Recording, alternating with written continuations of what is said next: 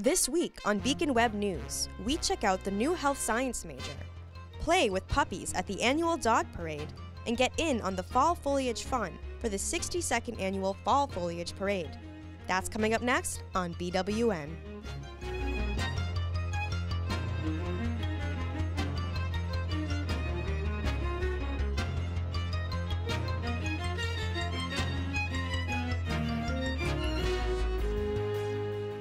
Hello and welcome to the October 4th episode of Beacon Web News. I'm Samantha Kniskern. Many of us are aware of the events that took place in Las Vegas just a few days ago.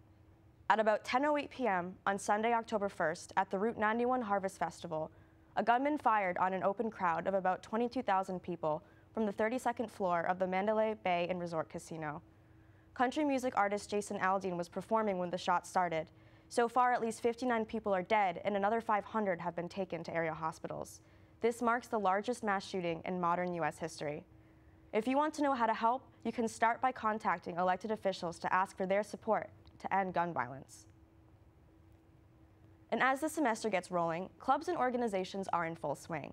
The Latin American Society will be meeting today, October 4th, in the Sullivan Lounge of the Campus Center at 7 p.m. And tomorrow, Thursday, October 5th, MCLA will be visited by award-winning author Jana Laiz. She's the author of the chosen FYE book this year, Weeping Under the Same Moon. The book is a refugee war novel about a teenager who escapes Vietnam and is headed into the great unknown with her younger brother and sister. Laiz will hold a community reading lecture in the Church Street Center at 7, followed by a book signing afterwards. Feel free to stop by and interact with her, whether it's to ask a question or simply learn about any connections that she might have. Laiz will also be present at the Writing to Connect workshop earlier that evening from 3:30 to 5 p.m. in Murdoch 218. The workshop is a chance to explore how writing and spoken word can foster empathy and connections across difference. All MCLA students are welcome to attend. If you're struggling with a math question, then stop by the Math Drop-In Center, where your peers are there to answer any math questions. Located in the CSI Building, Room 101, the tutors are eager to help and share their knowledge so math is easier for you to understand. Don't hesitate to stop by for help. Also new to campus this semester is an entirely new health science major. BWN's Karina Mattera has more on the story. Karina? Hi, I'm Karina Mattera from Beacon Web News here outside of the CSI building to talk to you about the biology department's new health science major. This new major features 4 new concentrations as well, consisting of pre-physician assistant, pre-physical therapy, pre-occupational therapy, and medical technology. These help open new doors and paths for students. Students will grow prepared for a variety of different careers in the health sciences. Professor Goodwin, who assisted in creating this new major, is here to talk to us about some opportunities students will gain.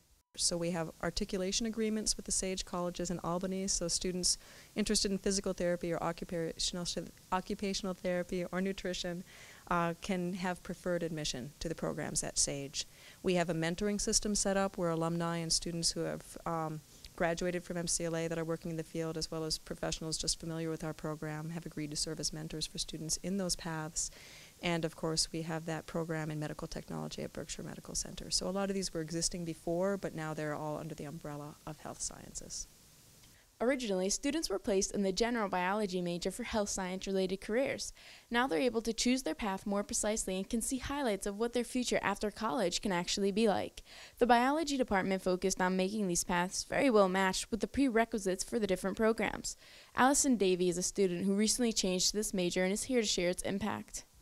This new major has actually helped me a lot being on this campus. I first started out as a biology major, and now coming into a general health science field, it's now a stepping stone for me to go into an x-ray tech field. It's providing me with a lot of classes that I would normally take at a different institution or school, but I'm able to gain it through a bachelor's degree now and come out with health science. If you have an interest in anything in this topic, feel free to check out this new health science major. I'm Karina Mattera from Beacon Web News. Back to you, Sam. Thanks, Karina. Primaries for the November 7th special election will take place next week on October 10th. The 5-candidate race will be narrowed down to just 2, Republican Christine Canning and whichever Democratic candidate wins the primary. The primary will decide whether Stephanie Bosley, John Barrett, Lisa Blackmer, or Kevin Toll face off against Canning. SGA is tabling their final elections from 11 to 7 p.m. Wednesday, October 4th in the Campus Center Marketplace. If you can't make it in person, you can vote online through Canvas for the first time that online voting will happen for SGA. Now is the time to vote and have your voice heard. If you have any questions, you can email sga@mcla.edu. This past Saturday, North Adams hosted its annual dog parade. The event was probably the most adorable thing we'll see all year, and BWN's Claire Harrison was there to rough it up with the pups. Claire? Thanks, Sam. I'm here at Veterans Memorial Park, where the annual puppy parade is about to begin. There's a lot of dogs out here, and it should be a lot of fun. This year, the parade's theme was Magic in the Berkshires, so dogs and dog owners alike dressed in magic-inspired costumes. My name's Sharon, and this is Dusty Dolittle. He was the magnificent Dolittle. He had his little magic box. The parade began in Veterans Memorial Park and concluded in the new North Adams Dog Park. Yeah, it's actually been around for a really long time. I just happened to end up on committee a few years ago because I'm a dog person. So yeah, it's part of the Fall Foliage Festival, so we've had it every year, yeah. Awards were given to dogs with the best costumes in categories such as Funniest, Best Group, Best Duo, Best Large Dog, Best Medium Dog, and Best Small Dog. Dusty won first prize for a small dog. Students from MCLA got to judge the costumes as part of the Fall Day of Service. It's just like fun to be here and like obviously see all the dogs, and the children get to dress up too, and I think it's just a good way to bring people together.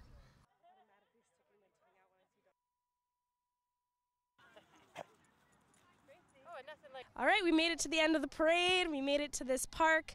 A few dogs won, but honestly, every dog's a winner in my book. Back to you, Sam. Thanks, Claire. Also this past weekend, North Adams held their annual Fall Foliage Parade, and BWN was there to check it out. Sunday, October 1st, North Adams held their 62nd annual Fall Foliage Parade. As the 1 o'clock start time drew nearer, the streets became lined with people, eager to watch the event. Before the parade started, though, a man in a pickup truck sped down the closed-off road, endangering those who participated in the pre-parade race. After a police officer confronted him, the man, yelling and swearing, drove off without a ticket or even a warning. From there, the parade commenced as normal. Various bands, organizations, first responders, and even dogs participated in the event, many of which were dressed for the occasion, as this year's theme was Magic in the Berkshires. Even MCLA students representing different clubs and President Burge participated in the event. Paul Hutchinson, who has been the parade's commentator for over 30 years, shared his excitement for the annual event. You know, every year the parade is different, and people put so much effort and time into it, and money too. It's an expensive proposition, but you know, every year there's always a wondering before it begins what the floats are going to look like. Bruce Hayden comes across with his floats, and he always comes up with something magical. And of course, this year, Magic in the Berkshires is the theme, so I'm sure we're going to have a lot of themed floats. Roseanne Marsh, who lives in the area, allows the local television station NBCTC to film the parade from her own front yard each year. It's been 3 years they've been doing it. Hutchinson continued, praising the many bands that play, as well as the many veterans that march in the parade each year. The bands are great. The local, you know, it's always happy and nice to see the veterans and the public service personnel, the EMTs and those things. So every year's different, but every year's the same, and it's always exciting. Marsh went on to talk about why she enjoys the parade so much. I just like it, you know, people getting together. It's good for the city. You know, I enjoy it. Hutchinson explained how long he has been broadcasting the event with NBCTC for. I think I've been broadcasting on community television this is my 35th parade. Actually, it's 36 years in preparation. There was one year we had a blizzard and they canceled the parade. And before that, I would come to the parade occasionally, but not as religiously as in the last 35 years.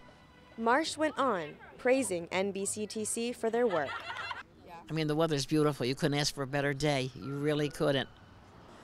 And the crew that televise it, they're great. This year's parade was certainly a success, leaving children with their fill of candy and toys, and leaving everyone else wondering what next year's parade will bring. Seems like each year, the parade only gets better and better. Intersex Awareness Day is Thursday, October 5th.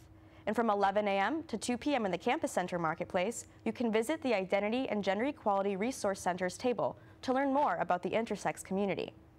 On September 29th, MCLA Vice President Catherine Holbrook sent out an email to the MCLA student body regarding a number of reports that some of the college's athletic teams, as well as other organizations, were planning or participating in hazing rituals that include allegations of sexual assault. BWN will continue to follow this story as it develops. In the meantime, if you have any information about violations of the college's sexual violence policy, you can report directly to the Title IX coordinator, Teresa O'Brien, in the Student Affairs Office. Now, let's go to Karen Canela for your local 7-day forecast. Karen, off to you. Thanks, Sam. For this week's weather forecast, we'll have comfortable fall-like weather for most of the week with nice daytime temperatures and cool evenings. On Monday, it'll be 65 degrees with a low of 40 degrees. It will be bright and sunny the entire day. On Tuesday, the temperature will rise to 69 degrees with a low of 42 degrees. And on Wednesdays, a few clouds will appear with a high temperature of 78 degrees. Make sure to dress comfortably as it will be the warmest day of the week. Thursday, it will be 72 degrees with a low of 40 degrees. And on Friday, it will be 67 degrees, the low being 48. It will be cloudy with a chance of rain.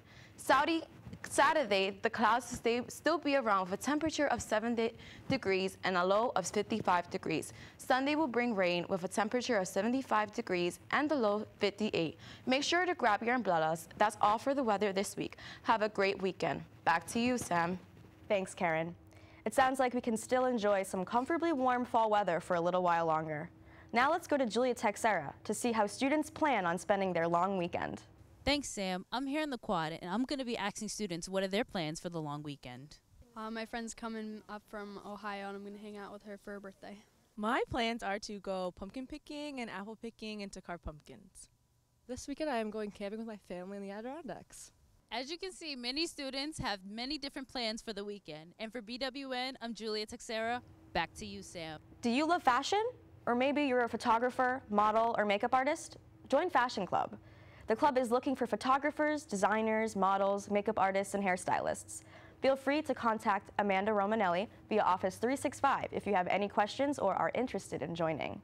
And don't forget that on Monday, October 9th, classes are canceled for Indigenous Peoples Day or Columbus Day. That is it for this week. To stay up to date with BWN, you can follow us on social media. Thanks for watching, enjoy the long weekend, and as always, we'll see you next week.